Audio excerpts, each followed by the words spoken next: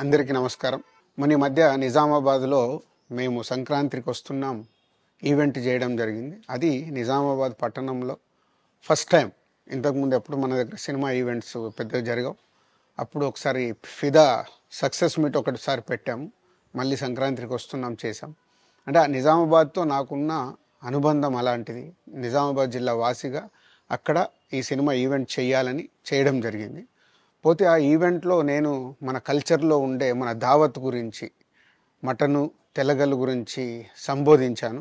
నేను ఆ మాటలలో తెలంగాణ వాళ్ళని నేను అవమానించానని, తెలంగాణ మీద హేళన చేశానని కొంతమంది మిత్రులు కామెంట్స్ చేసి సోషల్ మీడియాలో పెట్టారని తెలిసింది.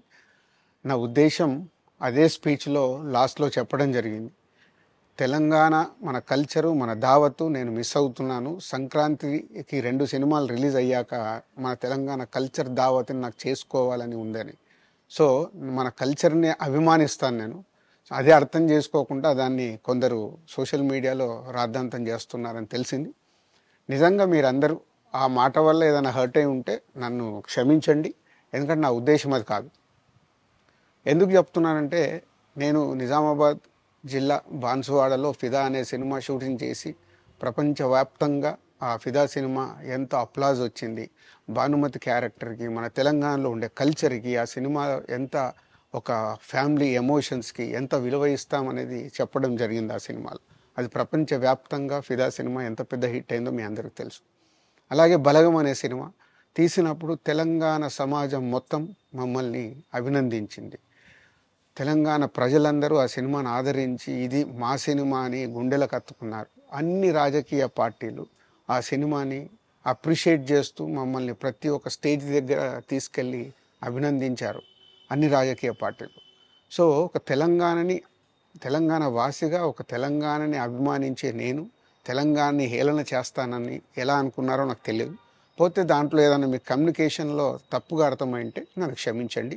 మీ మనోభావాలు ఆ కొందరు ఎవరైతే దెబ్బతిన్నాయని అనుకుంటున్నారో వాళ్ళందరికీ నా విజ్ఞప్తి, మీ మనోభావాలు దెబ్బతింటే నన్ను క్షమించండి. ఇప్పుడు నేను ఒక సినిమా ఇండస్ట్రీ ఫెటర్నీ నుంచి ఎఫ్డీసీ చైర్మన్గా అయ్యాను. సో మీ అందరికి తెలుసది.